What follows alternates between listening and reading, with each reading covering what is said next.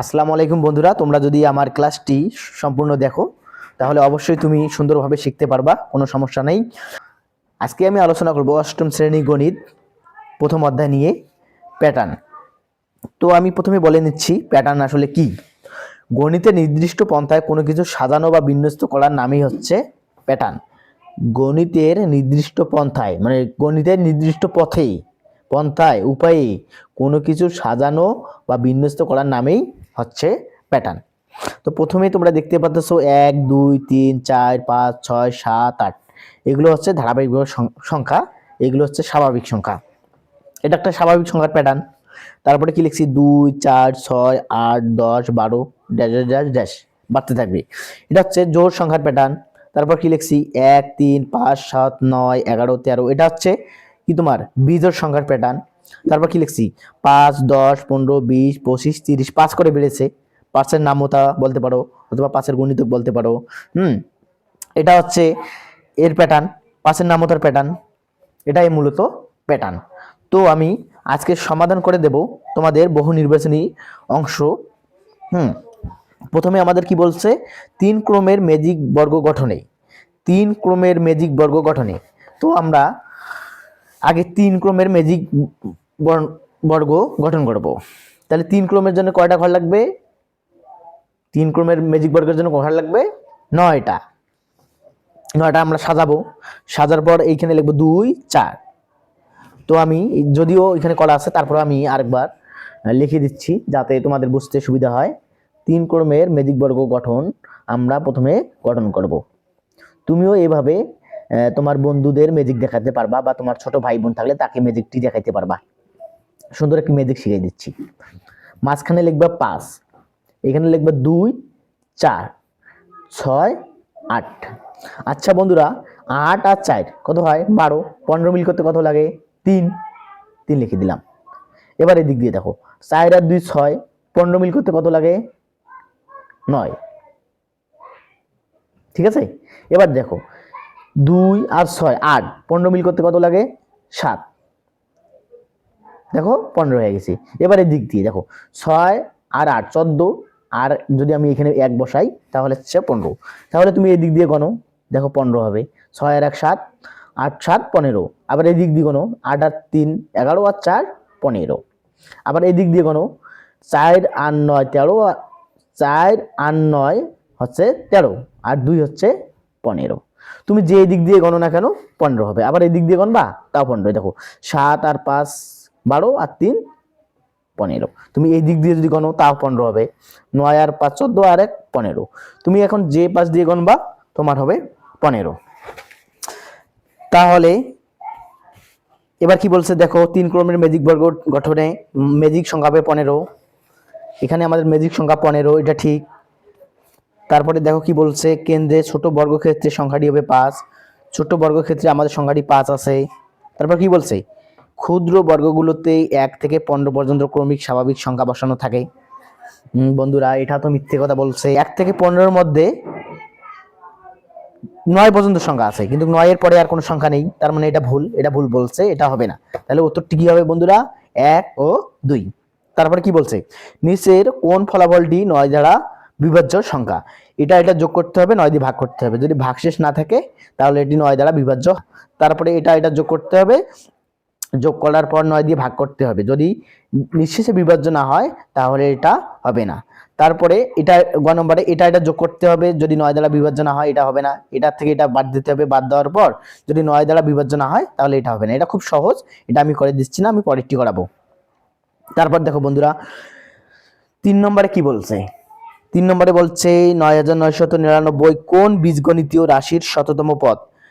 এই সংখ্যাটি কোন বীজগণিতীয় রাশির শততম পদ? এইখানে যে বীজগণিতীয় রাশিগুলো দেওয়া আছে তার 100তম পদ কোনটি, এটি হবে। তার মানে কয়ের মান তোমাকে 100 বসাইতে হবে। বসার পর যদি এই সংখ্যাটি আসে তাহলে সেটি হবে সেই রাশিটি। তাহলে আমি এর আগে এটি আমি লিখে নিয়েছি, হ্যাঁ, তোমাদের করানোর জন্য। দেখো ক নম্বর কি বলছে, 99 ক যোগ 1। 99 ক যোগ 1, তাহলে 99 ঠিক রাখলাম, ক এর মান বসাইলাম, যোগ 1, এটা গুণ করলাম, গুণ ফল 9900, তার সাথে 1 যোগ করলাম 9901, এটা হবে না, কারণ আমাদের কি বলছে 9999। কোন বীজগণিত রাশির শততম পদ? খ নম্বরে আমি 99 এর ক বিয়োগ 1, ক এর মান বসালাম 100, তার সাথে আমি 1 বিয়োগ করলাম, গুণ করার পর 1 বিয়োগ করলাম, কিন্তু 9899, তার মানে এটাও হবে না। খ নম্বরে কি বলছে ক স্কয়ার বিয়োগ 1, সরি, ঘ নম্বর কি বলছে ক স্কয়ার বিয়োগ 1, তাহলে আমি ক এর মান বসালাম 100, তার উপর বর্গ করলাম, 1000 বাইরে হলো, বিয়োগ 1 করলাম, 9999, তার মানে এটি সঠিক। তার মানে কোনটি সঠিক হবে? ঘ নম্বরটি সঠিক। ঠিক আছে, তারপর দেখো 4 নম্বর কি বলছে ক সংখ্যক ক্রমিক স্বাভাবিক বিজোড় সংখ্যার যোগফল কত? ক সংখ্যক বিজোড় স্বাভাবিক সংখ্যার যোগফল কত? তোমাকে মনে করো বললো প্রথম 5টি, হ্যাঁ 5টি সংখ্যার বিজোড় সংখ্যার যোগফল কত? তুমি এটা কিভাবে লিখবা? মানে প্রথম 5টি বিজোড় সংখ্যা লেখো, 1, 3, 5, 7, 9, এগুলো তুমি যোগ করো। এবার দেখো 1 আর 3 4, 4 আর 5 9, 9 আর 7 কত হয়? 16, 16 আর 9, 16 আর 9 কত হবে? 9 6 15, 5 হাতে হল 1, 1 2 25, 25 বাইর হলো, তাই না? এটাকে তুমি সহজভাবে লিখতে পারবা। কিভাবে সেটা? যেহেতু প্রথম 5টি সংখ্যার যোগফল কত বলছে, তাহলে তুমি 5 এর উপরে স্কয়ার দাও, 25। ঠিক আছে, যদি বলে প্রথম 10টি স্বাভাবিক বিজোড় সংখ্যার যোগফল কত, তাহলে তুমি 10 এর উপর স্কয়ার দাও, 100 হবে, এটাই উত্তর হবে। তুমি করে দেখতে পারো, ওটাই হবে। যদি বলে প্রথম 3টি স্বাভাবিক বিজোড় সংখ্যার যোগফল কত, তাহলে তুমি 3 এর উপর স্কয়ার দিবা, এটাই হবে 3 স্কয়ার, এই যে 9 হবে। তুমি যোগ করে দেখতে পারো, ওই 9ই হবে, এটা হচ্ছে সূত্র। তাহলে এখানে কি বলছে ক সংখ্যক ক্রমিক স্বাভাবিক বিজোড় সংখ্যার যোগফল কত, তাহলে ক স্কয়ার। যেহেতু তোমাকে যদি বলে 10টি স্বাভাবিক সংখ্যার বিজোড় সংখ্যার যোগফল কত, তাহলে সেই সংখ্যাটার উপর বর্গ করলে হয়ে যাচ্ছে। তাহলে এখানেও সেই একইভাবে ক সংখ্যক ক্রমিক স্বাভাবিক বিজোড় সংখ্যার যোগফল, তাহলে ক স্কয়ার হবে। এবার দেখো আমরা পরের অঙ্কটি সমাধান করব। কি বলছে 1 থেকে 100 এর মধ্যে কতটি সংখ্যাকে 2টি স্বাভাবিক সংখ্যার বর্গের যোগফল আকারে প্রকাশ করা যায়? যেমন মনে করো 5 নম্বরটি কি বলছে 1 থেকে 100 এর মধ্যে কতটি সংখ্যাকে 2টি স্বাভাবিক সংখ্যার বর্গের যোগফল আকারে প্রকাশ করা যায়? 1 থেকে 100, তো 1 2 3 4 5 6 এইভাবে যে সংখ্যাগুলো আছে, এরকম কয়েকটি সংখ্যাকে বর্গের যোগফল আকারে প্রকাশ করা যায়। যেমন মনে করো 1, একে কি বর্গের যোগফল আকারে প্রকাশ করা যায়? যায় না। এবার দেখো 2, দেখো 1 এর উপর বর্গ করলে কত হয়? 1, আবার 1 এর উপর বর্গ করলে কত হয়? 1, তাহলে 1 1 কত হয়? 2। এবার দেখো 3 কে কিন্তু তোমার বর্গের যোগফল আকারে প্রকাশ করা যায় না। এবার দেখো 4 কে বর্গের যোগফল আকারে প্রকাশ, এইভাবে 5 কে যায় না, 6 কে যায় না, 7 কে যায় না, 8 কে যায় না, ঠিক আছে, 9 কে যায় না, 10 কে যায় না, 11 কে যায় না, 12 কে যায় না, 13 কে যায়। দেখো 3 এর উপর যদি বর্গ করো 3 তারিখে 9, 2 এর উপর যদি বর্গ করো 2 2 গুণ 4, তাহলে 9 আর 4 যোগ করো 13। এভাবে স্বাভাবিক সংখ্যার বর্গের যোগফল আকারে প্রকাশ করা যায় মোট 35টি সংখ্যাকে। উত্তর হবে 35। এবার কি বলছে নিচের উদ্দীপকের আলোকে 6 ও 7 নং প্রশ্নের উত্তর দাও। এবার আমরা নিচের উদ্দীপকের আলোকে 6 এবং 7 নং প্রশ্নের উত্তর দেব। দেখো এখানে কি বলছে 12 19 14 17 16 11 18 13, তার মানে মাঝখানে সংখ্যাটি কত হবে? এর আগে আমরা একটি ম্যাজিক বর্গ করেছিলাম, তোমাদের কি মনে আছে? তোমাদের আমি দেখাচ্ছি সেটা কোথায় করছি। দেখো তো এটা আমরা করি নাই, চতুর্পার্শ্বে চতুর্দিকে 15 হয়েছে, এদিকে 15, এদিকে 15, এদিকে 15, ঠিক আছে। এরপর সেভাবে এটাও আমরা করব। দেখো এইখানে ছিল 2, এইখানে ছিল 6, এইখানে 4, এখানে 8 ছিল না, শুধু এখানে এক এক করে বাড়ছে, তাই না? তুমি মিলাও। প্রথমে আমরা মনে করো একগুলো ছিল না, 2, 6, 4, 8 এরকম ছিল না, হ্যাঁ, তাহলে এইখানেও 5 দাও, সামনে একটা 1 দিয়ে দাও। তাহলে এবার তুমি চতুর্দিকে যোগ করো, 12 আর 19 আর 14 যোগ করলে 45 হবে। 14, 13, 18 যোগ করো 45, হ্যাঁ, আবার এদিক দিয়ে যোগ করো 45, এই দিক দিয়ে যোগ করো 45, ঠিক আছে, বুঝতে পেরেছো? আর যদি তুমি সেভাবে না বোঝো তাহলে 12 আর 19 যোগ করবা, আর 14 যোগ করবা 45, 14 আর 13 যোগ করলে কত হয়, হ্যাঁ, তারপর 18 যোগ করবা 45, তাহলে 19 আর 11 যোগ করবা কত হয়,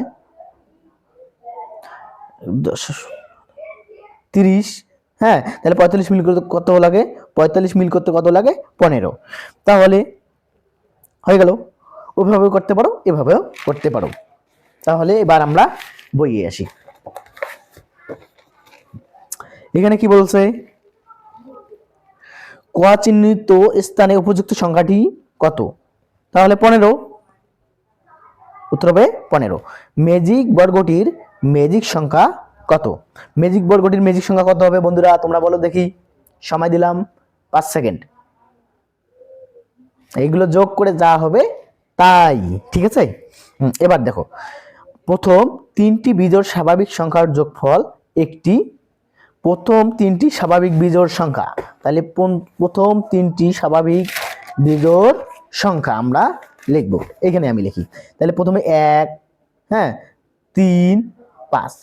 যেহেতু বলছে স্বাভাবিক সংখ্যা কোনগুলো, শূন্য থেকে ধনাত্মক ও ঋণাত্মক সকল সংখ্যাকে কি বলা হয়, স্বাভাবিক সংখ্যা বলা হয়। তাহলে 1, 3, 5, যেহেতু 1, 3, 5 কেন নিলাম, যেহেতু এখানে উল্লেখ করে দিয়েছে আমাদের যে প্রথম 3টি বিজোড় স্বাভাবিক সংখ্যার যোগফল, হ্যাঁ, তাহলে যোগ করি 1 আর 3, 5, সরি 1 আর 3, 4 আর 5, 9। তাহলে আমরা ওইভাবে বলতে পারি যে স্বাভাবিক সংখ্যার যোগফল 3টি, যেহেতু বলছে 3-এর উপর বর্গ করলে 9 হয়, ওভাবে আমরা করতে পারি, ঠিক আছে। এরপর দেখো, তাহলে এটা ঠিক, হ্যাঁ। তারপর বিজোড় সংখ্যা, এই সংখ্যাগুলো অবশ্যই বিজোড় সংখ্যা, তাই না? দেখো তো 1, 3, 5 এগুলো বিজোড় সংখ্যা না, হ্যাঁ, বিজোড় সংখ্যা, হ্যাঁ। তারপরে কি বলছে, মৌলিক সংখ্যা। আচ্ছা, 9 কি মৌলিক সংখ্যা হয়? দেখো তো 9 কে ভাঙা যায় না, 1 গুণন 9। তারপর কি 9 কে ভাঙা যায় না 3 তারিখে 9, তাহলে 9 এর গুণিতক 1, 3, 9। তাহলে কি 9 কি মৌলিক সংখ্যা হবে? 9 মৌলিক সংখ্যা হবে না, তার মানে উত্তর হবে 1 ও 2। এবার দেখো আমরা, আচ্ছা বন্ধুরা, 9 নম্বরটা কি বলছে, তালিকার পাশাপাশি 2টি পদের পার্থক্য বের করে পরবর্তী 2টি সংখ্যা নির্ণয় করো। তাহলে ক নম্বর দেখো, 7, 12, 17, 22, 27। আচ্ছা বন্ধুরা, 7 এখানে কত হয়েছে, 12, তাহলে কত বৃদ্ধি পেয়েছে, 5। 12 থেকে 17 কত বৃদ্ধি পেয়েছে, 5। 17 থেকে 22 কত বৃদ্ধি পেয়েছে, 5। 22 থেকে 27 কত বৃদ্ধি পেয়েছে, 5। তাহলে দুটি সংখ্যার পার্থক্য কত, আমরা তাহলে পাশাপাশি